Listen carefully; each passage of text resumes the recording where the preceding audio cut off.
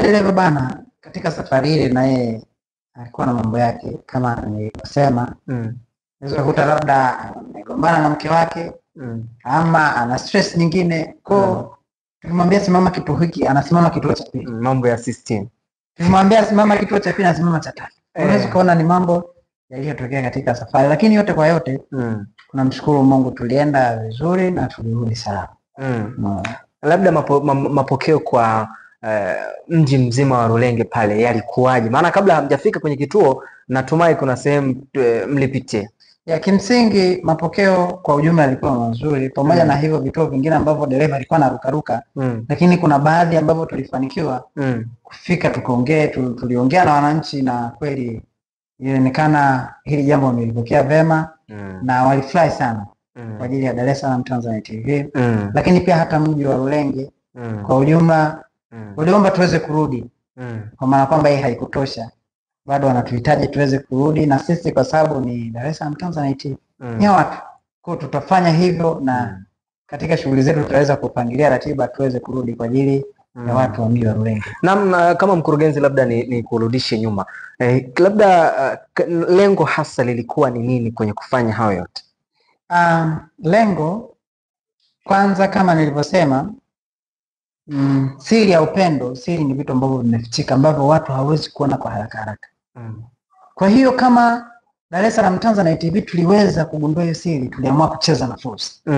Umeona kwamba kuna watoto hawa ambao wanahitaji vitu tofauti tofauti, ambao wana mahitaji mbalimbali. Kwa tukaona hii, kwa sababu tumeijua sisi ni siri yetu, kwa tuende nayo. Alafu tukitoka pale tulete sasa, tuambie watu kwamba kuna jambo hili ni jambo la baraka, ni jambo ambalo watoto pale wakiwaona wanafarijika, wanafurahi, wanacheka, wanatabasamu, na ni tiba kisaikolojia. Sasa nikwambie kama ulikuwa hujui. Umeona kwamba mkifika pale watoto wanaona wanafurahi, wanachangamka, ni tiba kisaikolojia kwa ajili ya wale watoto. Ukizingania kwamba watoto walioko pale sio kwamba ni watoto yatima tu. Pale kuna watoto ambao wanakuwa na matatizo mbalimbali, na wenyewe wanapokelewa pale. Umeona ikiwa na watoto wale wengine wanakuwa na matatizo ya akili kidogo. Umeona wenye watoto wenye matatizo ya afya ya akili, na wenyewe wako maeneo yake. Kwa hiyo ukifika pale utajionea namna ya uhitaji ulioko pale ni wa aina mbalimbali. Hata ujio wa watu tu maeneo yale ni mahitaji moja wapo. Umeona, kwa sisi tulivyoiona hiyo fursa, tukasema hii ni siri ya Dar es Salaam Tanzania TV. Tunatembea nayo.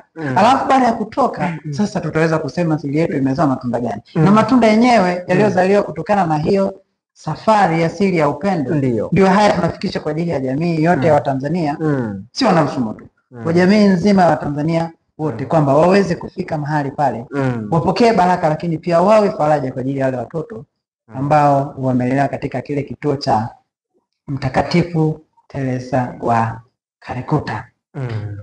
Mkurugenzi, na baada ya kufika pale, ujumbe upi hasa uongozi wa kituo kile uliweza kukupa? Maana uongozi ule nahisi mliongea na ulitoa ujumbe, na kama wafuatiliaji na wanaotazama na wanaokutazama muda huu Dar es Salaam Tanzania TV wanataka kufahamu ni ujumbe upi hasa ulipewa kutoka katika kituo kile kuja kuwafikishia Watanzania pamoja na wananchi kwa ujumla.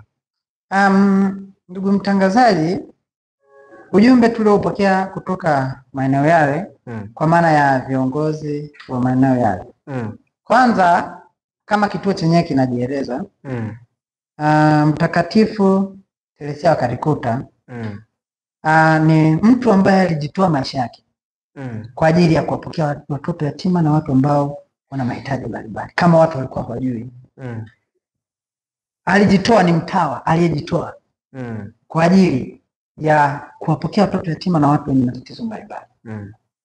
Ukizingatia tu watu tuliowakuta pale sio kwamba ni watoto tu, hapana, na watu wazima walioko pale ambao wana matatizo wako pale, wanalelewa katika maeneo yao. Unaona, kwa unaweza ukaona ni namna gani. Kuna lugha moja ambayo mimi napenda niwafikishie jamii ambayo tulipata pale. Wanasema ni poorest of the poor, yani wale watu ambao ni watu duni, wa hali ya chini, wa hali ya chini. Umeona, ndo unapokea katika kituo kile kwa ajili ya kuweza kuwapatia mahitaji mbalimbali. Watu ambao wana matatizo ya aina yote wanapokea maeneo yao. Kwa sasa kwanza hiyo ni ujumbe mmojawapo ambao nilipokea kutoka katika maeneo yale kwamba wale kile kituo kinapokea watu wa aina zote. Lakini pia pamoja na kuwapokea wanakuja wakiwa na mahitaji mbalimbali. Umeona? Kwanza akihitaji upendo.